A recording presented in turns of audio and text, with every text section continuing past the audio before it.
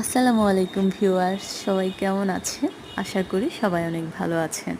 এখন আমি আপনাদের সাথে শেয়ার করতে যাচ্ছি গ্রাম বাংলার সুপরিচিত একটি ফল, ঢেওয়া ফলের আচার। প্রথমে ফ্যানের মধ্যে দিয়ে নিচ্ছি পরিমাণ মতো সরিষার তেল।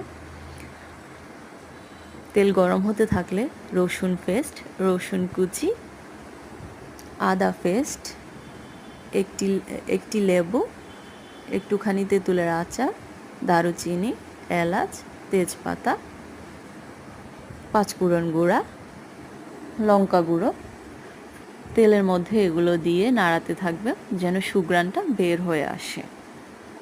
এটি যেহেতু অনেক পুষ্টিকর এবং গ্রাম বাংলায় অবহেলিত ফল, তাই আপনারা এটি সংরক্ষণ করে সারা বছর খেতে পারেন। এখন দিয়ে দিচ্ছি রসুন, এক এক করে নেওয়া পরিমাণ মতো পেস্টগুলো তেলের মধ্য দিয়ে নাড়াতে থাকবো যেন একটু ঘন হয়ে আসে এবং মিশ্রণগুলো মিশে যেতে থাকে একটির সাথে একটি।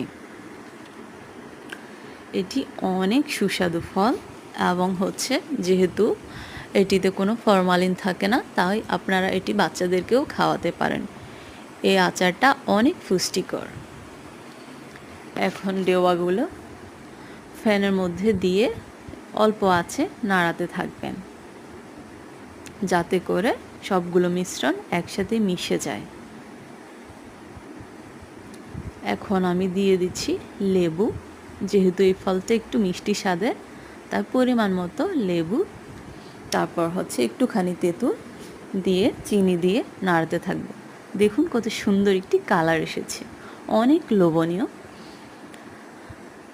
সবার ভালো লাগলে শেয়ার করবেন, সাবস্ক্রাইব